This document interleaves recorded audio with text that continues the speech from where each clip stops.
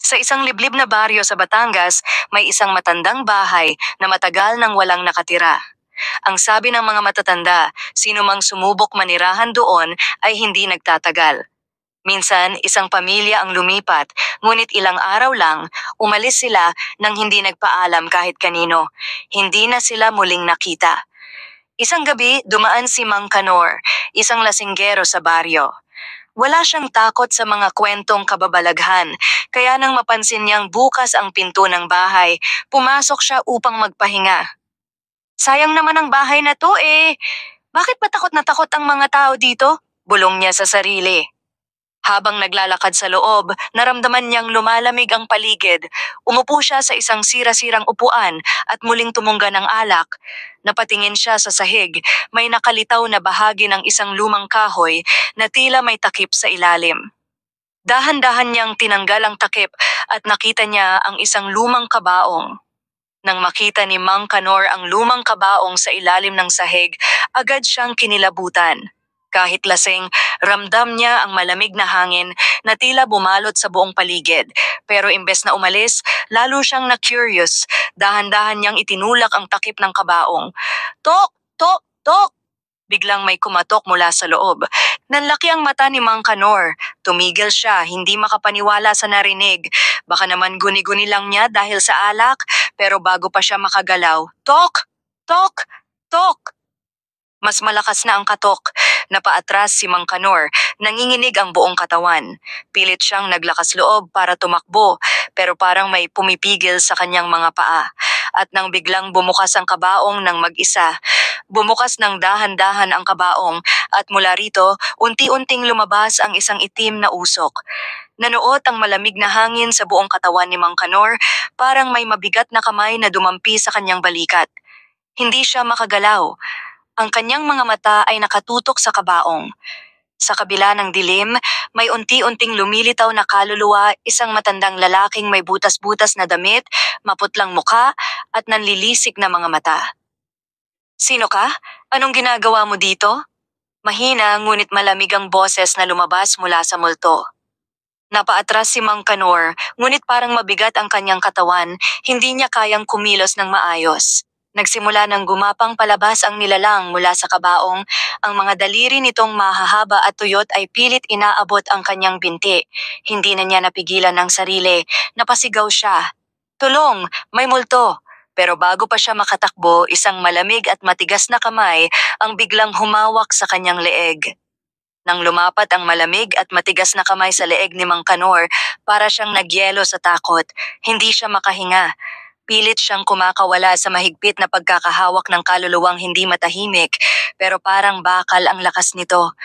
Dahan-dahan niyang inangat ang kanyang mukha at tumambad sa kanya ang isang nakadilat na bangkay. Walang mata, ngunit ramdam niyang nakatitig ito sa kanyang. Matagal na kitang hinihintay. Bulong ng boses mula sa paligid. Napapikit si Mang Kanor, pilit inaalis ang bangungot na kanyang nararanasan. Ngunit sa bawat paggalaw niya, mas lalong dumidiin ang kapit ng malamig na kamay sa kanyang leeg. Sa kanyang huling lakas, naisip niyang magdasal. Nung magsisimula na siyang magdasal, biglang bumuka ang sahig at hinila siya pababa. Diretso sa loob ng kabaong. Sa gitna ng katahimikan ng gabi, isang binata ang napadaan sa harap ng lumang bahay. Si Joel, isang bagong salta sa baryo, ay hindi pa alam ang mga kwento tungkol sa lugar na ito. Napansin niyang bukas ang pinto at may kakaibang liwanag na nanggagaling sa loob. Bakit parang may tao? Bulong niya sa sarili. Dahan-dahan siyang pumasok, naglilibot ang kanyang mga mata sa madilim at alikabok na paligid. Amoy amag ang buong bahay at tila may malamig na hanging dumaan sa kanyang batok. Bigla siyang napahinto. May mahina siyang narinig na tunog, parang may pumipitik mula sa ilalim ng sahig. Tok, tok, tok. Napatingin siya pababa at napansin ang bahagyang nakalabas na bahagi ng isang lumang kabaong. Kinabahan siya, pero nilakasan niya ang loob niya at lumapit. Dahan-dahan niyang inilapat ang kanyang kamay sa ibabaw nito. Biglang, tulungan mo ako! Mula sa loob ng kabaong, may malakas na sigaw ng isang lalaki. Nanginginig na napaatras si Joel, natapilok at bumagsak sa sahig. Nanginginig ang kanyang mga kamay habang pinagmamasdan ang kabaong. May sumusubok lumabas mula sa loob. At bago pa siya makatayo, biglang bumukas ang kabaong. Nanginginig man sa takot, naglakas loob si Joel na lapitan ang kabaong. Hindi siya makapaniwala sa nakikita. Gumagalaw ito na para bang may gustong lumabas mula sa loob. Dahan-dahan niyang itinulak ang takip at tumambad sa kanya ang isang lalaki, si Mang Kanor. Namumutla ito, pawis na pawis, at hinahabol ang kanyang hininga. Nanginginig ang buong katawan nito habang nakatingin kay Joel na parang hindi makapaniwala na may ibang tao sa harapan niya. Tulungan mo ako, mahina ngunit desperadong sabi ni Mang Kanor. Gulat na gulat si Joel. Anong ginagawa niyo rito, Manong?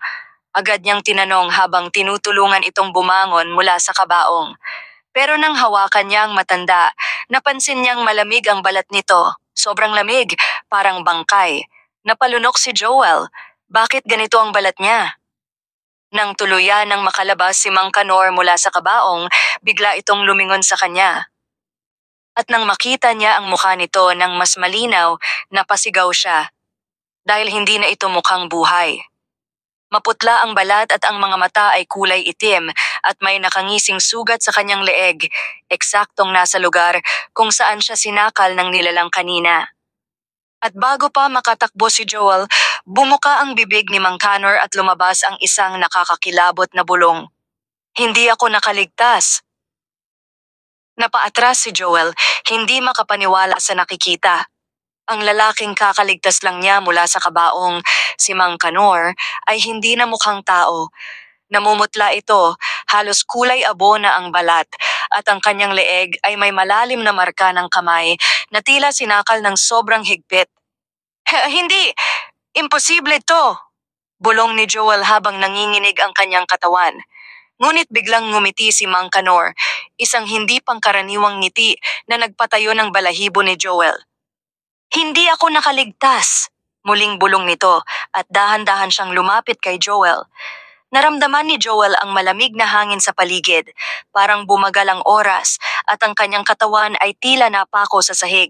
Gusto niyang tumakbo, sumigaw, ngunit wala siyang nagawa kundi tumitig kay Mang Kanor na unti-unting inaabot ang kanyang braso. Nang lumapat ang kamay ng matanda sa kanya, bigla siyang nakaramdam ng matinding panlalamig, para bang hinihigop ang kanyang lakas, para bang may gustong pumasok sa kanyang katawan. Ikaw, ang susunod. Napadilat ng husto si Joel. Biglang lumabo ang kanyang paningin at sa isang iglap, nawala ang lahat ng tunog. Madilim, tahimik, hanggang sa may marinig siyang pabulong na halakhak. Nagdilim ang paningin ni Joel. Pakiramdam niya ay lumulubog siya sa napakalamig at walang katapusang dilim. Ang katawan niya ay parang nakalutang sa kawalan. Hindi niya maramdaman ang kanyang mga kamay o paa. Hanggang sa may narinig siyang bulong sa kanyang tenga. Ikaw ang susunod, biglang bumalik ang kanyang ulirat. Nagising siyang nakahandusay sa sahig ng lumang bahay, hinihingal at pawisan. Agad niyang tinignan ang paligid. Wala na si Mang Kanor. Anong nangyari? Napaatras siya hanggang sa sumandal siya sa dingding, hindi pa rin makapaniwala sa mga nakita. Tumayo siya ng nanginginig at mabilis na lumabas ng bahay. Tumakbo siya palayo, hindi na lumingon, hanggang sa marating niya ang plaza ng baryo. Doon siya huminto, hinahabol ang kanyang hininga. Panaginip lang ba yon? O totoong nangyari? Hinaplos niya ang kanyang braso at doon siya muling nanlamig, may bakas ng daliri. Mahahabang itim na marka, tila sugat, eksaktong nasa lugar kung saan siya hinawakan ni Mang Kanor. At sa likod ng kanyang isip, isang boses ang bumulong muli, ikaw ang susunod. Kinabukasan, isang grupo ng mga pulis ang ipinadala sa lumang bahay matapos may mag-ulat ng kakaibang sigawan at kalabog mula roon. Sa pagpasok nila, agad nilang amaoy ang matapang na amoy ng nabubulok na laman. Nang hanapin nila ang pinagmulan ng amoy, natagpuan nila ang isang kabaong sa ilalim ng sahig.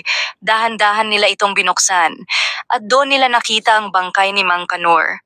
Halos hindi na ito makilala, maputla, tuyo ang balat at may nangingitim na marka sa leeg, parang sinakal ng hindi matukoy na nilalang. Nanlilisik ang mga mata nito, nakadilat at nakanganga, na para bang namatay ito sa matinding takot. Naku po, gaano na kaya katagal tong bangkay na to? Tanong ng isang pulis habang tinatakpan ng ilong dahil sa nakasusulasok na amoy. Imposible to, bulong ng isa pang pulis. Kilala ko tong si Mang Kanor. Nakita ko pa siyang buhay kahapon. Nagtaka ang lahat. Paanong namatay na si Mang Kanor kung may mga nakakita pa sa kanya kamakailan? Samantala, sa ibang bahagi ng baryo, si Joel ay nakaupo sa kanyang bahay, nakatulala at nanginginig. Hindi niya magawang lumabas o makipag-usap kahit kanino. Sa kanyang braso, nananatili ang mga maiitim na marka ng kamay. At sa loob ng kanyang isipan, isang malamig na boses ang patuloy na bumubulong. Ikaw ang susunod. Habang patuloy ang mga pulis sa investigasyon sa lumang bahay, dumating ang isang matandang pulis, si Chief Inspector Tuazon, na may kakaibang kwento. Nagtataka siya kung bakit hindi pa rin natutuklasan ang mga lihim ng bahay na ito sa kabila ng maraming taon. May mga kwento na rin akong narinig tungkol dito, sabi ni Tuazon habang tinitingnan ang kabaong at ang bangkay ni Mang Kanor. Wala pang nakakaligtas sa bahay na ito. Tiningnan siya ng mga kasamahan niyang pulis nang may halong duda. Chief, ano ang ibig mong sabihin? Tanong ng isa sa kanila, matapos ang investigasyon ng matandang pulis at nagsimulang magkwento. Noong mga dekada 70, may isang pamilya na tumira dito, mag-asawa at kanilang mga anak. Pero isang gabi, ang buong pamilya ay pinatay ng mga magnanakaw. Nung nagising ang babaeng anak ng mag-asawa, biglang hinundayan ng saksak ang babae nung magising ang mag-asawa at isa pa nilang anak na lalaki, sinunod nila ang mga ito. Pero hindi doon natapos ang kwento. Ang bahay ay hindi basta-basta tinitirhan. Sa bawat sumubok dito, may kakaibang nangyayari. May mga multo ng mga nawawalang tao na nagpaparamdam na parang nag-iimbita. Isang gabing madilim, nararamdaman nila ang malamig na presensya at mula sa ilalim ng sahig, may mga kaluskos na naririnig. Ang mga kaluluwa ng mga naunang biktima ay hindi matahimik, kaya't sinasaktan ang sinumang magtangkang makapasok. Tahimik ang buong grupo ng mga pulis, nakikinig sa kwento ni Tuazon. Walang makapagsalita sa takot at pangambang dala ng mga sinabi. Kaya't si Mang Kanor, dagdag ni Tuazon, hindi siya nakaligtas sa sumpa ng bahay. Kinabukasan matapos ang paglipat ng bangkay ni Mang Kanor, kinausap ni Chief Tuazon si Joel, at ikaw, Joel. Tinuro ni Tuazon si Joel na pinatawag para magkwento ng mga pangyayari. Ikaw na lang ang natirang buhay na makakapagpaliwanag kung ano talaga ang nangyari dito. Si Joel, na palaging may nararamdamang malamig na hangin sa paligid, ay hindi na kayang magsalita. Hindi niya alam kung ang mga multo ba ng mga naunang biktima ay nagbabanta pa rin sa kanya o kung ang bahay mismo ay may isang sumpang nagpapahirap sa lahat ng nagtatangkang pumasok. At bago siya makapagsalita, bigla niyang naramdaman ang isang malamig na kamay na humawak sa kanyang balikat. Sa harap ng mga pulis, nanginginig si Joel, parang naaalala ang bawat detalye ng gabing iyon. Nang maramdaman niyang may malamig na kamay na humawak sa kanyang balikat, napalingon siya. Ngunit wala siyang nakita. Wala siyang narinig. Ang katahimikan ay parang humigop sa buong paligid. Naglakas loob siya at nagsimulang magsalita. Ito ang nangyari. Simula ni Joel, ang kanyang boses ay halos panginginig. Pumasok ako sa lumang bahay kagabi. Hindi ko alam kung bakit. Naramdaman ko lang na may isang bagay na nagtutulak sa akin na pumasok. Pagkapasok ko, nakita ko ang isang kabaong sa ilalim ng sahig at doon ko nakita si Mang Kanor. Nagtuloy-tuloy siya. Bawat salita na lumabas mula sa kanyang bibig ay tila mabigat. Si Mang Kanor, hindi siya mukhang tao. Isa na siyang kaluluwa. Pinipigilan ko ang sarili kong tumakbo, pero parang may naguutos sa akin na manatili. Nang hawakan niya ako, may mga marka ng kamay sa braso ko na parang sunog. Habang nagsasalita si Joel, ramdam ng lahat ng pulis ang bigat ng kwento. Ang ilang pulis ay nagtinginan, tila nag-aalangan pa rin, ngunit ang takot na naramdaman nila mula kay Joel ay hindi nila maipaliwanag. Tapos, pagkatapos niyang hawakan ako, may boses akong narinig. Boses ni Mang Kanor pero parang hindi siya. Sabi niya, ikaw ang susunod. Ang mga pulis ay tahimik na nakikinig. Ang hangin ay malamig at mabigat at tila nagiging mas makapal ang atmosfera sa paligid. Nang makalabas ako sa bahay, naramdaman ko na may sumunod sa akin. Parang may bagay na sumisipsip ng lakas ko, ng kaluluwa ko, patuloy ni Joel. At sa aking braso, may bakas pa rin ang mga kamay na hindi ko maipaliwanag. Ang mga pulis, na nagsimula ng mag-alala, ay napatingin kay Chief Inspector Tuazon. Hindi ba't ang mga kaluluwang hindi matahimik, sila ang may kapangyarihang magdulot ng takot at kamatayan? Kung si Mang Kanor at ang iba pang mga kaluluwa na nawawala ay naging bahagi na ng sumpang ito, hindi ito matatapos hanggat hindi sila napapalayas. Si Chief Tuazon ay nag-isip ng malalim. Kailangan nating maghanap ng paraan upang itigil ang mga kaluluwang ito bago pa ito magdulot ng higit na kasiraan. Ngunit bago pa man sila makagawa ng plano, isang malamig na hangin ang muling dumaan at ang lahat ng pulis ay napatingin sa isang direksyon, ang direksyong pinagmulan ng kabaong. Kinabukasan, matapos ang gabing puno ng takot at mga kwento, nagpasya si Chief Inspector Tuazon na magtawag ng isang kakilalang espiritista. Sa kabila ng pagiging maingat niya sa mga ganitong bagay, ang kakaibang insidente na naganap sa lumang bahay ay hindi na niya kayang baliwalain. Sumapit ang araw ng pagbisita ng espiritista, isang matandang lalaki na may mahabang buhok, nakasuot ng puting damit at bitbit ang mga gamit tulad ng mga kandila, asin at iba pang mga panggamot sa espiritu. Ang pangalan niya ay Mang Jose, isang kilalang espiritista sa baryo. Pagdating ni Mang Jose, agad siyang tumingin sa paligid, naramdaman ang mabigat na enerhiya na pumapalibot sa bahay. May kakaibang puwersa dito, hindi ordinaryong multo ang mga kaluluwang narito, sabi niya habang binabaybay ang madilim na pasilyo. Sinabihan niya ang mga pulis na maghanda at nagsimula siyang magdasal. Itinaas ni Mang Jose ang kanyang mga kamay at nagsalita ng mga hindi maintindihang salita, tila naguutos sa mga espiritu na magpakita. Ang buong bahay ay naging tahimik. Walang kaluskos, walang ingay. Tanging ang hangin at mga kandilang nakasindi ang naririnig. Tapos, sa isang iglap, ang hangin ay nagbago. Ang mga kandila ay lumakas ang apoy, at ang mga mata ni Mang Jose ay nagbukas ng malaki. May naririnig akong mga kaluluwa. Marami sila. Ang bahay na ito ay isang bilangguan para sa mga kaluluwang hindi matahimik, sabi ni Mang Jose. Biglang nagparamdam si Mang Kanor. Huwag niyo kaming pababayaan. Nagkagulo ang lahat, ang hangin ay nagpatindi ng lamig, at sa loob ng isang segundo, nagsimula magliwanag ang buong paligid. Huwag kayong mag-alala, wika ni Mang Jose. May paraan upang mapalayas sila, ngunit kailangan ng matinding lakas ng loob at tapang. Nagpatuloy siya sa kanyang ritual at orasyon, sinisiguradong magpapakita ang tunay na puwersa sa loob ng bahay, at ang mga kaluluwa ay magpapatawad o maghihiganti.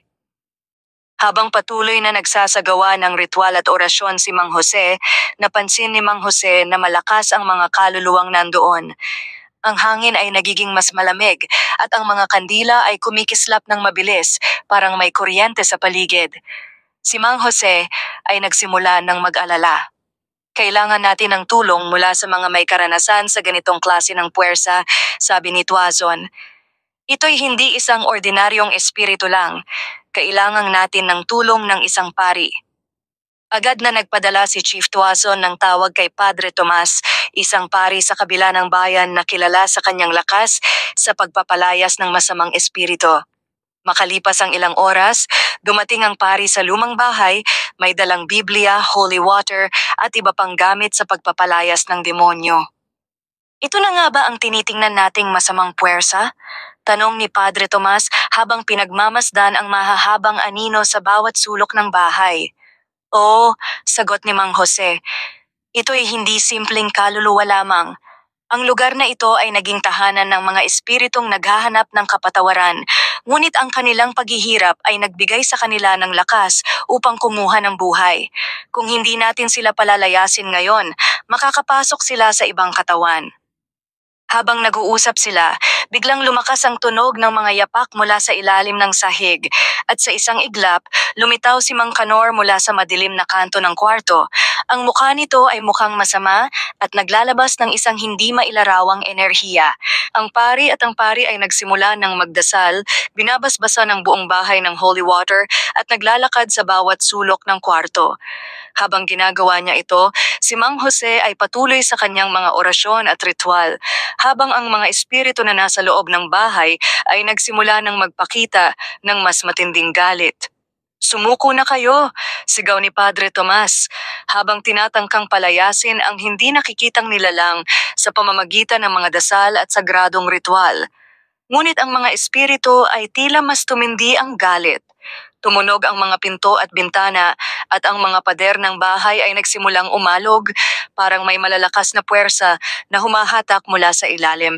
Si Mang Kanor, na ngayon isang bungo ng galit at poot, ay lumapit kay Mang Jose, na ngayon ay masigasig na nagdasal, ngunit isang matinding puwersa ang humila sa kanyang katawan.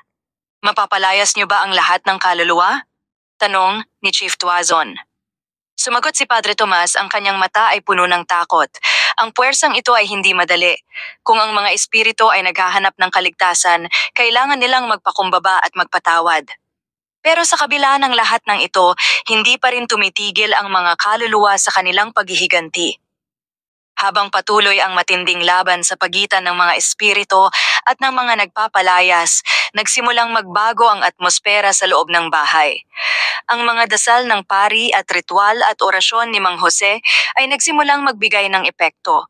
Ang hangin na tila may mga matinding puwersa ay unti-unting humupa. Ang mga kandila na kanina'y kumikislap ng mabilis ay nagsimulang maging steady at ang mga pader na tila nabubuhay ay huminto sa pagalog. Si Padre Tomas, habang abala sa mga dasal, ay nagdasal ng malakas. Sa ngalan ng Diyos, itaboy ang lahat ng masasamang espiritu. Ang kapayapaan at ilaw ay sumainyo at kayo'y palayain sa inyong kalungkutan. Habang ang mga kamay ng bawat isa ay nakataas, si Mang Jose naman ay nagpatuloy sa kanyang ritual at orasyon, ay unti-unting naramdaman ng lahat ang pagkakaroon ng kontrol sa sitwasyon. Sa isang malakas na tunog, ang mga espiritu na nagpakita sa loob ng bahay ay nag-alisan. Isang huling sigaw ng galit at takot. Ang lahat ng nilalang na nagmula sa ilalim ng lupa ay isa-isang naglaho. Si Mang Kanor, na matagal nang naging biktima ng sumpa, ay dahan-dahang naglaho. Ang kanyang galit na mukha ay nagbago sa isang mapayapang ekspresyon at sa wakas, ang mga kaluluwang ito ay nakatagpo ng kapayapaan. Nawala ang malamig na hangin at ang bahay ay muling naging tahimik. Ang dilim na nagmumula sa ilalim ng sahig ay naglaho at tanging ang mga sinag ng araw mula sa mga bintana ang nagbigay liwanag sa bawat sulok ng lumang bahay. Si Chief Tuazon, na halos hindi makapaniwala sa nangyari, ay huminga ng maluwag. Nagawa natin ito sa wakas. Wika niya, ang mga mata niya ay naglalaman ng pasasalamat. Si Joel, na nakatayo sa isang tabi, ay tila nakaramdam ng isang maluwag na paghinga na sa wakas ay nawala. Sa mga mata niya, na para bang ilang linggong puno ng takot, ngayon ay unti-unting nagbabalik ang normalidad. Salamat, salamat po sa inyong lahat. Pasasalamat ni Joel. Ang kanyang boses ay may kasamang pasasalamat at takot. At nagpaalaman ng mga pulis na walang kasalanan si Joel sa pagkamatay ng Mang Kanor. Si Mang Jose, matapos ang matinding ritual at dasal, ay huminga ng malalim at sinabi, ang mga kaluluwang ito ay hindi na mangangambala pang muli. Sa wakas, natagpuan nila ang kapayapaan. Sa lumang bahay na nirahan ng kamag-anak ng may-ari at ang bahay na puno ng takot ay naging makulay at masaya.